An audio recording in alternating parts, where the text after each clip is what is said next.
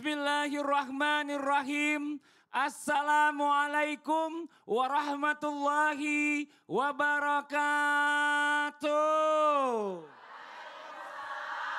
Warahmatullahi wabarakatuh. Jamaah. Yeah. Oh jamaah. Yeah.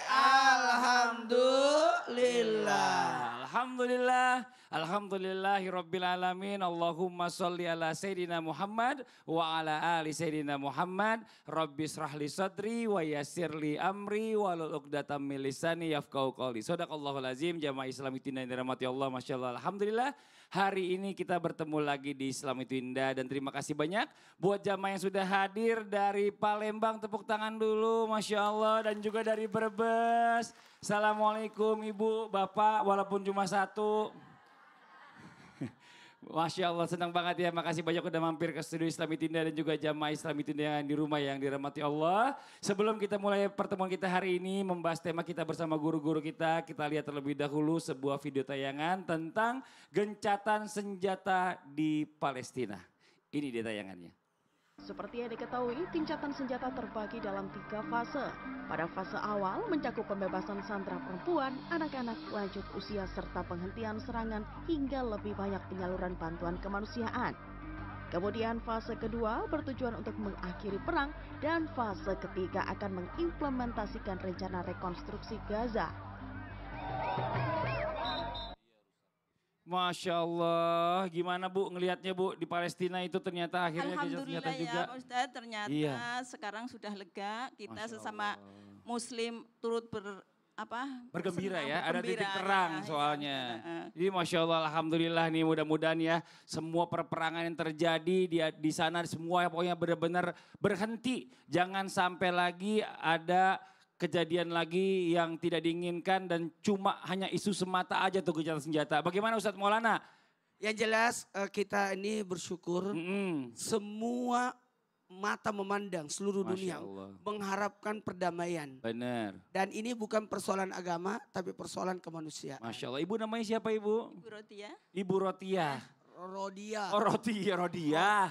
Rotia. Rodia kan? Iya. Yang bilang Rotia siapa? Rodia. Rodia. Dirimu bilang Rodia. Iya.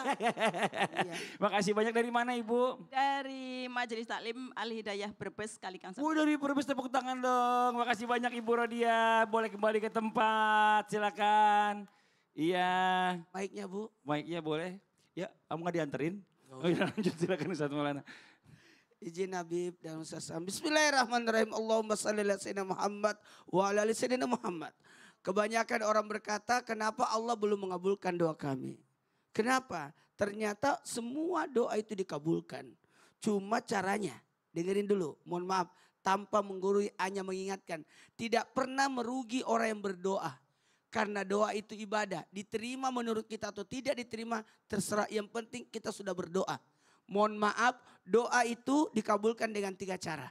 Yang pertama langsung tunai, mustajab. Tapi ada doa ditunda, nanti pada saat tertentu dikasih. Ada. Bahkan Allah gantikan, yang ketiga, Allah gantikan yang lebih baik untuknya. Dan yang jelas, maka nanti pada akhirnya orang-orang yang berdoa dan merasa doanya tidak diijabah, nanti kelak dari kemudian akan dipanggil. Inilah doa-doamu yang waktu di dunia belum dikabulkan. Jadi jangan pernah berhenti untuk berdoa. Dan doa itu ada bentuk ucapan, ada bentuk perbuatan, dan ada bentuk isyarat. Jadi kita temukan ada doa bentuk perbuatan, tawaf, sa'i. Ada doa bentuk ucapan yang kita berdoa. Dan itulah hebatnya sholat. Karena sholat itu semua doa ada di dalamnya. Maka dikatakan sholat adalah kumpulan doa-doa yang diawali dengan takbir dan diakhiri dengan salam dengan syarat dan rukun tertentu.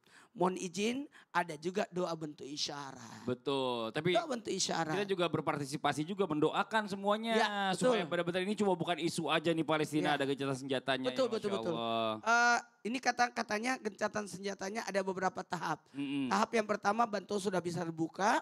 Kemudian orang-orang tua, wanita, anak-anak udah bisa diamankan. Masya Allah. Makasih banyak Ustadz Maulana. Tepuk tangan dong buat Ustadz Maulana. Jamaah. Ini Masya Allah saya mau tanya, pasti semua orang ini pernah ngerasain sakit hati, benar apa benar? Pernah sakit hati Bu? Sama suami? Apa suaminya yang sering sakit hati sama istrinya? Kita nggak tahu. Dua-duanya kayaknya. Oh dua-duanya, ini Masya Allah. Balance. Tapi yang namanya manusia ya pasti menghadapi yang namanya ujian. Mau Bu gak dapat ujian Bu? Mau? Nanti kalau udah di surga gak ada ujian. Orang meninggal aja ujiannya banyak Bu. Ditanyain dalam kubur gak bisa jawab, dikemplang kepalanya. Nauzubillah min dzalik. Nih ya Allah. Tapi yang jelas menahan perasaan sakit ini benar-benar gak enak banget ya. Apalagi yang namanya sakit hati. Bahkan ada yang namanya juga sakit mental. Terus bagaimana caranya menghadapi rasa sakit ini? Hari ini kita bahas sama-sama. Temanya mungkin yang sedang terluka hatinya. Mudah-mudahan habis tonton Islam itu indah jadi sembuh luka hatinya. Amin.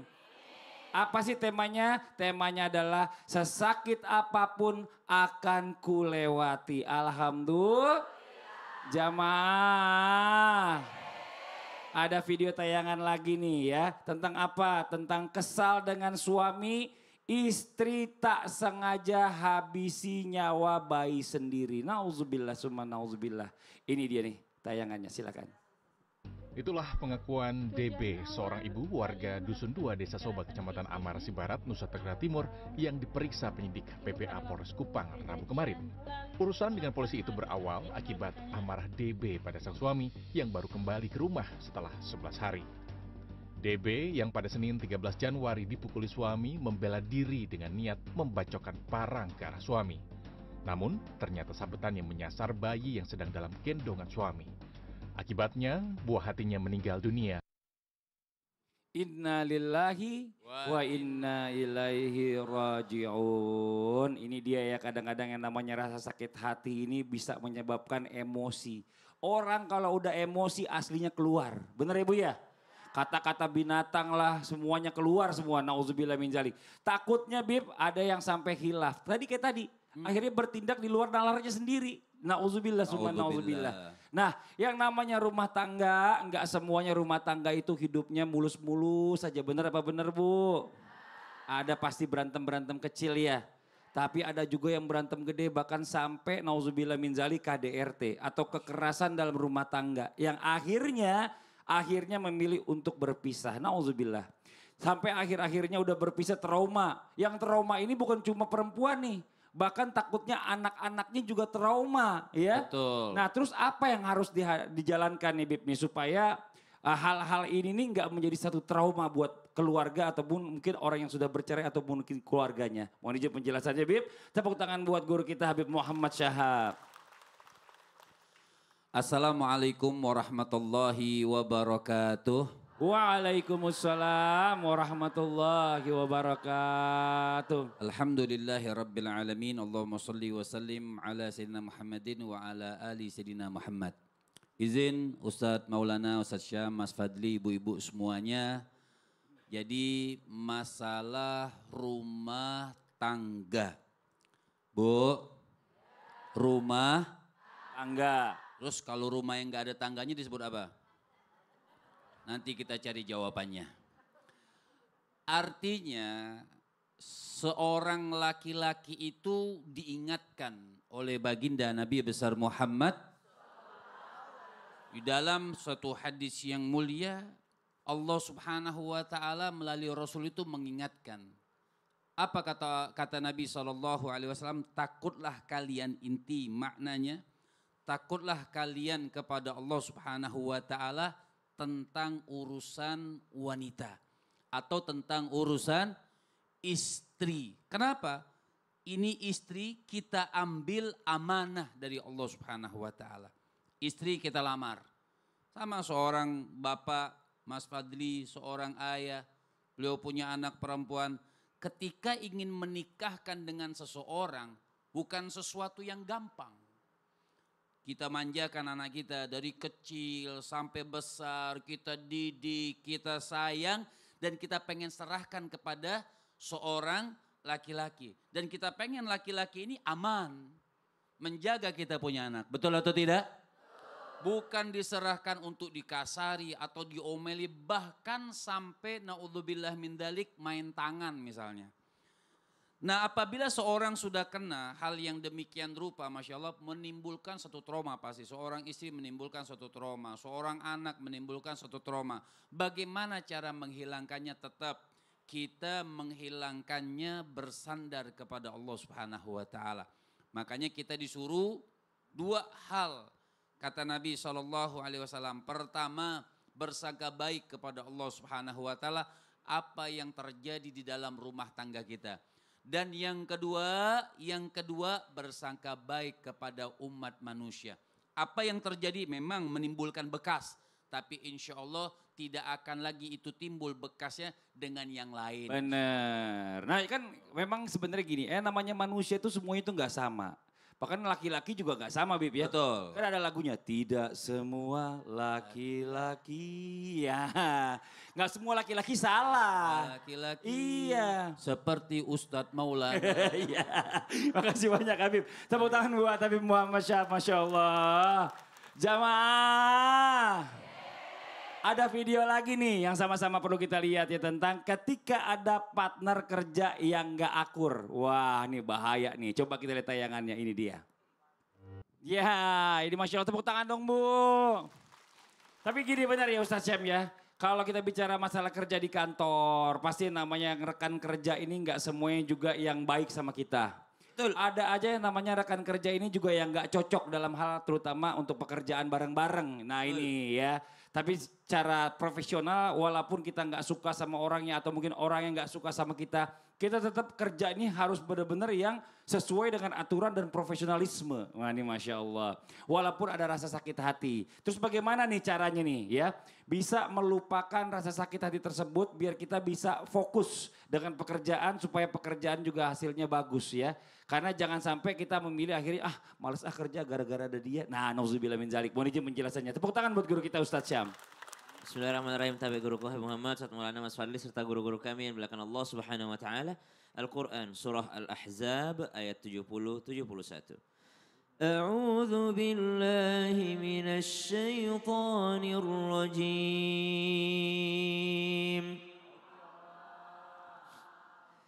Ya ayyuhalladzina amanu ittaqullaha wa qulu qawlan sadida.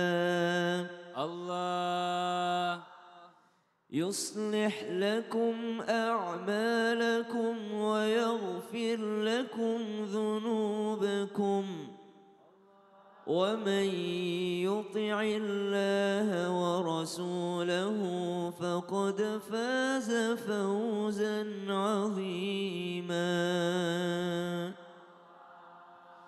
Wahai orang-orang yang beriman, bertakwalah kepada Allah dan ucapkanlah perkataan yang benar, yang jujur. Maka salah satu akhlak dalam pekerjaan yakni adalah kejujuran.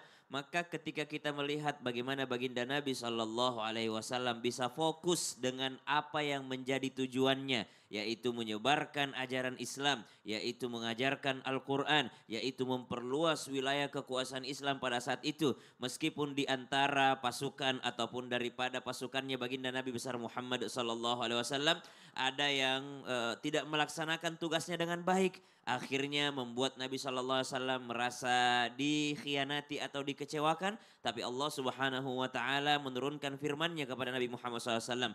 Fabima rahmatin minallahi linta lahum walau kunta faddan ghalidhal qalbi lam faddu min haulik fa'fu anhum. Maafkan mereka, wastaghfir lahum, mohon ampunkan untuk mereka, wasyawirhum fil amr, ajak lagi mereka untuk bekerja sama, bermusyawarah lagi dengan mereka karena mungkin kemarin adalah kesalahan yang mereka tidak sengaja. Maka subhanallah, kalau kita berkaca dengan apa yang dilakukan baginda Nabi SAW, Nabi juga pernah dikhianati rekannya, Nabi juga pernah merasa dikecewakan oleh daripada orang-orang orang yang ditugaskan oleh Nabi. Sehingga apa yang dilakukan oleh pasukan ini membuat paman Nabi syahid, membuat para penghafal Al-Quran pada saat itu syahid, para penjaga agama Allah Subhanahu wa taala syahid. Tapi Nabi diperintahkan oleh Allah Subhanahu wa taala, disebabkan karena rahmat Allah engkau tetap berlemah lembut berkasih sayang terhadap mereka. Mungkin hati bisa sakit ataupun kecewa, tapi tetap kalau tujuannya satu, mesti fokus kepada tujuan, mengesampingkan perasaan atau mengesampingkan apa yang kita rasakan. Betul, kalau mau jadi orang sukses. Tujuannya. Benar, tepuk tangan buat Ustadz Ya, Syam. Makasih banyak Ustadz Syam. Nah ini buat jamaah Islam itu yang ada di rumah, jangan kemana-mana dulu ya. Setelah ini kita lanjut lagi pembahasan kita hari ini tentang tema kita, sesakit apapun akan kulewati. Yang di rumah jangan pindah channel, tetap di Islam itu Indah. Jamaah